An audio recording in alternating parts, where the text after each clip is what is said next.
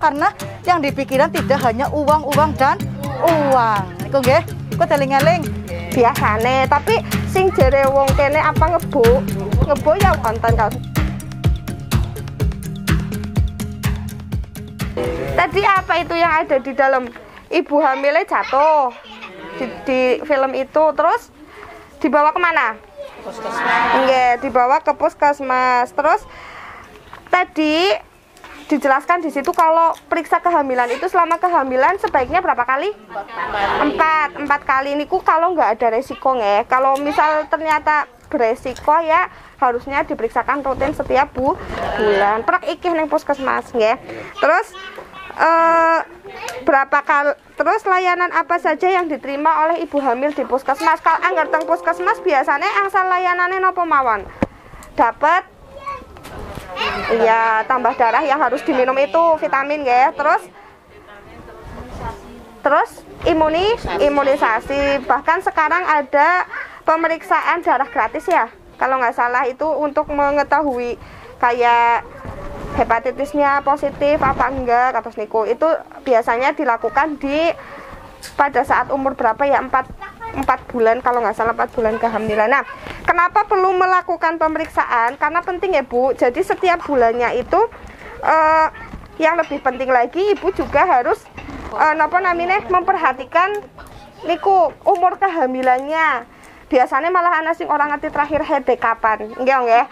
Lah itu maka harus lebih sering diperiksakan ke puskesmas atau ke bubidan. Karena pada kehamilan pertama niku biasanya mual ya. Kalau mual nanti dapat vitamin, dapat penguat janin.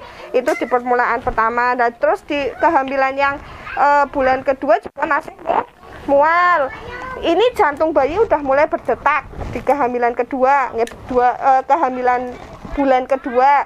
Terus jaringan otak bayi juga mulai terbentuk. Pada saat itu kan berarti gizinya juga harus dipenuhi dengan baik. Lah angger mboten ngertos umur kehamilannya, nanti malah tidak bisa mengira-ngira, maksudnya kira-kira yang kudu mangane keprimen. Padahal biasanya di bulan 1, 2, 3, 4 niku mangane sungkan temen nggih. Biasane, tapi sing jere wong kene apa ngebo ya wonten kaos niku.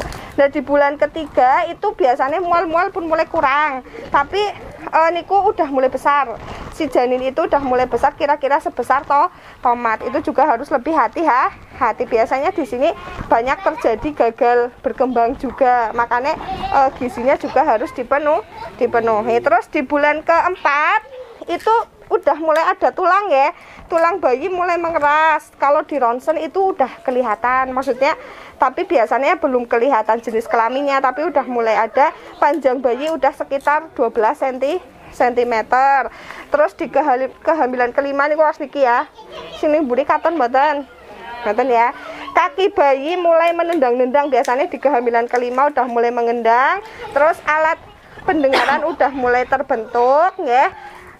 Wis kuat, cara wong tua jadi wis kuat. Kalau di Islamnya itu pada bulan keempat udah ditiupkan apa?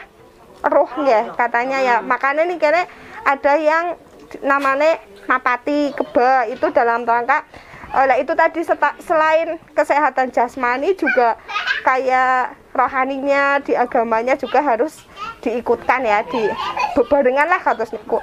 Cuma itu yang namanya bentuk ikhtiar. Terus gejala umum yang terjadi biasanya masih pusing-pusing juga, sakit pinggang karena mungkin perubahan otot di perut juga ya, jadi sering sakit pinggang. Terus angger saya dulu seringnya itu angger 2 kali hamil, kalau kan pun hamil 2 kali ya. Lah itu seringnya apa kayak mbah sembelit ya, gangguan pencernaan itu sering terjadi di situ, makanya harus banyak makan buah-buahan. Terus di kehamilan ke-6 juga ini di pertengahan kehamilan, berarti 3 bulan menuju melahirkan, itu pembentukan tubuh bayi itu sudah mulai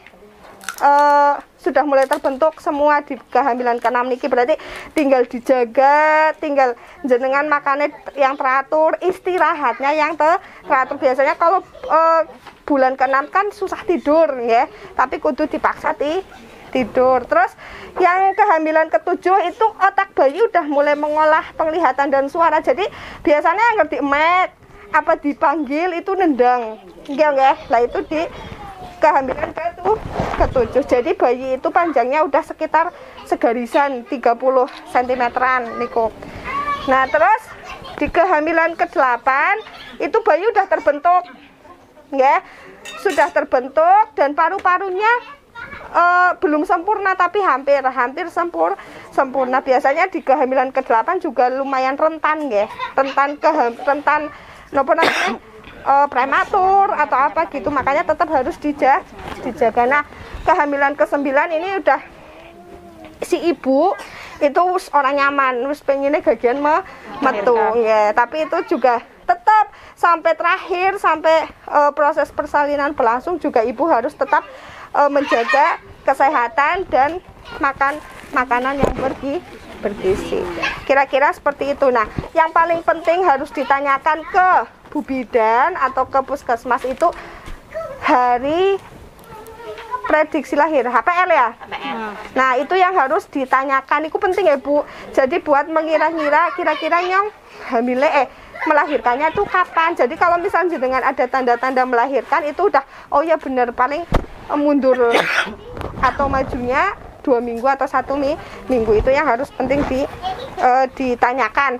Jadi orang kur periksa-periksa tok. Nah, termasuk tadi kalau di film itu kan si bapaknya itu nggak tahu kalau ibunya sering mengeluh pusing, mengeluh sakit. Nah, engkon jenengan balik mengumah ngomong karo sing lanange bahwa ibu hamil itu juga harus diperhatikan. Aja kur ngerti nih meteng karo lahir natok kados wis dadi bocah nembe ya. Makanya selama hamil juga harus dapat perhatian dari suami. Salah satunya apa? Ya diantar periksa. Ya aja periksa dawekan kados niku minta diantar nggak apa-apa.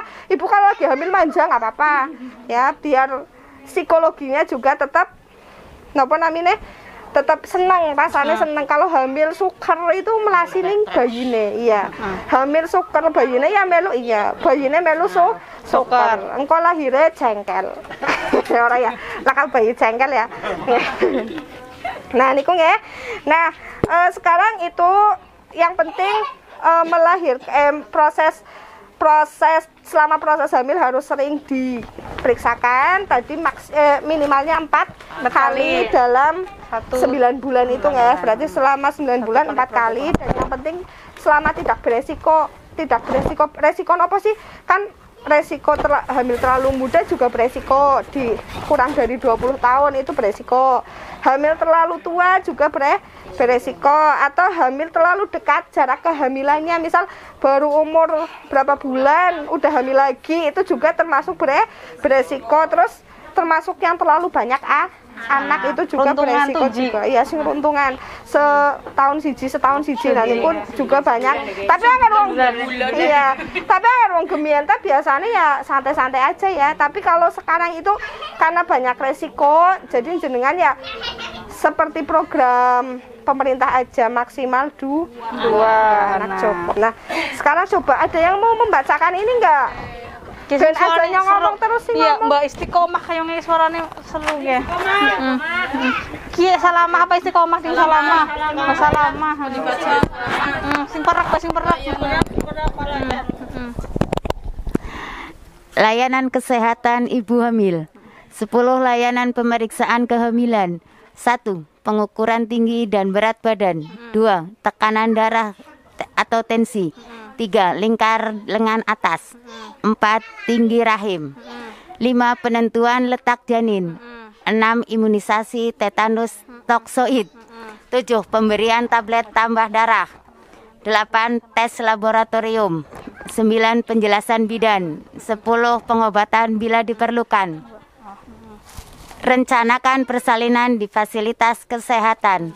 Tanyakan tanggal perkiraan persalinan. Siapkan donor darah. Ikuti kelas ibu hamil. Ya, ini kurang lebihnya layanan kesehatan yang ada di posyandu dan di puskesmas kurang lebihnya seperti ini ya Bu ya. Jadi ada 10 pemeriksaan kehamilan. Teng posyandu pasti diukur sinaminya tinggi badan dan berat badan. Ngangge ngecek kalau tinggi badan ibu kurang dari 145 cm itu resiko namanya panggulnya kecil. Di saat si ibu panggulnya kecil atau panggulnya sempit itu nggak bisa melahirkan secara normal. Jadi untuk mengukur itu, jadi kalau ibu tingginya di atas 145, insya Allah ya panggulnya insya Allah normal gitu ya. Tapi kalau di bawah itu kebanyakan berarti panggul sempit. Nah, berat badan, untuk memantau berat badannya dari mulai awal hamil itu ibu berat badannya berapa, ada kenaikan apa tidak selama hamil ya, apa ajeg baik ya Bu ya, ajeg baik tapi ternyata perutnya besar, atau enggak naiknya sangat drastis tapi perutnya tetap kecil gitu kan, ada yang seperti itu. Terus tekanan darah, tensi nggih niki normalnya 120 sampai pinten?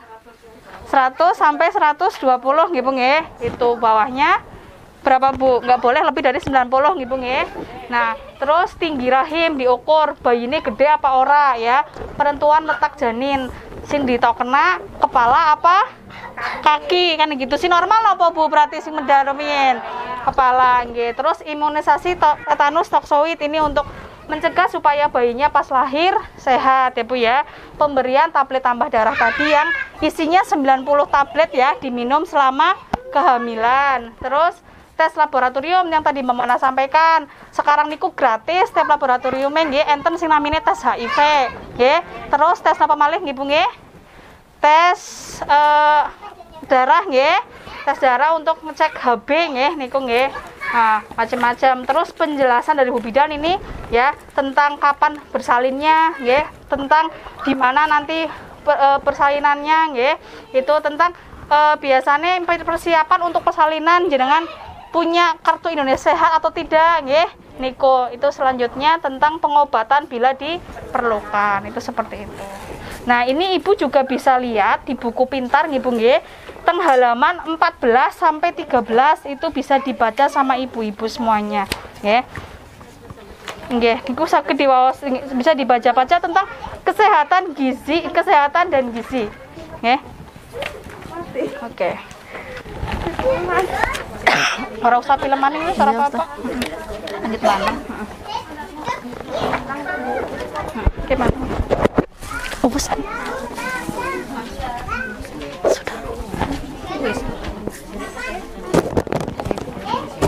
Masih semangat Bu? Ngantuk?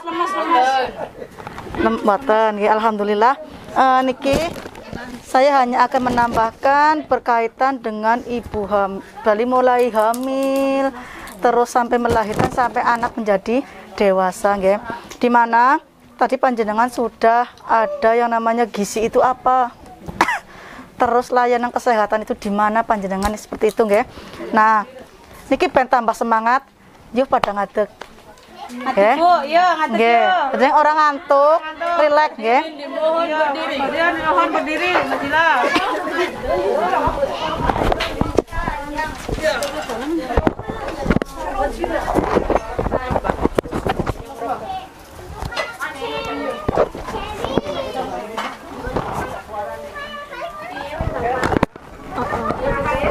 Ahal qiyam nggih. Niki ben rileks Ibu nggih.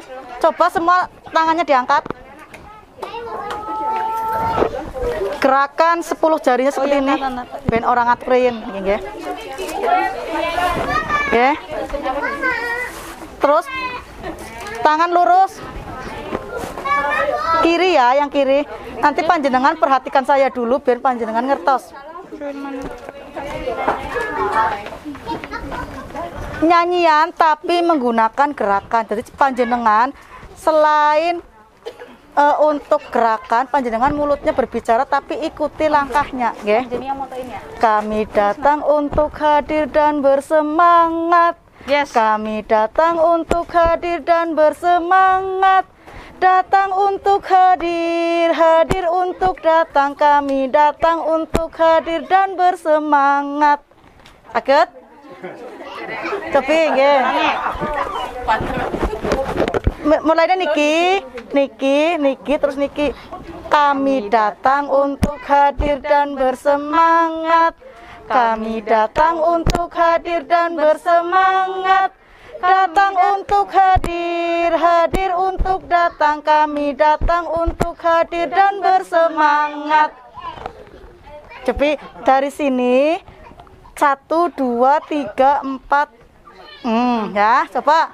Kurang semangat tapi Kurang kayaknya semangat, nggih. kurang semangat yang tengah-tengah. Yo. Yo. Yo, Bu. Kami datang untuk hadir dan bersemangat. Kami datang untuk hadir dan bersemangat. Datang untuk hadir, hadir untuk datang. Kami datang untuk hadir dan bersemangat. Sakit to nggih? Sakit nggih kok diulangi maneh ning omah. Niki ben boten ngantuk nggih Bu nggih. Maka panjenengan Apa? Nggih. selain mendapatkan uang juga mendapatkan ilmu ini tidak hanya sebagai permainan saja, tapi panjenengan nanti ilmunya bisa diterapkan ke putra-putrimu panjenengan. Bukan ragi rewel nyuwun nopo meneh aja nangis tak warai nembang ya. Nggih. Ya nggih, tapi kan panjenengan nanti apa anaknya itu bisa menularkan kepada teman yang lain. Yuk, nyang diwarai mamane, miki mamane terus kumpulan ora kur panjenengan nek pertemuan kelompok hanya pertemuan saja pasti orang-orang akan membuli panjenengan pinteran ya terus cair nggih nggih. Tapi kata kita kan panjenengan bisa jawab kita cair tanggal 3 bulan sepisan kita sekolah nambah ilmu nggo nang keluargane piyambak. Ngoten niku nggih. Dadi mengko ning pikirane jenengan boten hanya kapan cair ya, kapan oli beras ya. Tapi ngoten niki panjenengan, yuk pertemuan kelompok mangkat pasti seneng karena yang dipikiran tidak hanya uang dan uang. Niku nggih. Kok eling-eling kami datang untuk hadir dan bersemangat. Kami datang untuk hadir dan bersemangat. Datang untuk hadir, hadir untuk datang. Kami datang untuk hadir dan bersemangat. Tepuk tangan untuk kita semua ya. Iya. Pon. Nggih. Rong jam padahal lo kesel mboten. Ora kerasa. Karena apa? Seru. Panjenengan menikmati pertemuan ini nggih. Niki Bu, namine pertemuan P2K2. Mangke angger dicak pertemuan banana malih, panjenengan wajib membawa buku tulis nggih nyerat. Niki apa bae sing diomongen sing perlu sing penting diserat, makan jenengan tenggrio kali nonton TV mbah apa ya, coba mau apa ya, mau diterapkan dalam kehidupan keluarga. Dan ini nggih. Nah, terus selanjutnya ada pemeriksaan kesehatan setelah melahirkan. Biasanya panjenengan nebar melahirkan 6 jam setelah melahirkan kan tidak boleh pulang terlebih dahulu. Itu karena apa? Untuk memulihkan tenaga, saluran darah juga mulai membaik. Itu baru setelah 6 jam baru boleh pulang.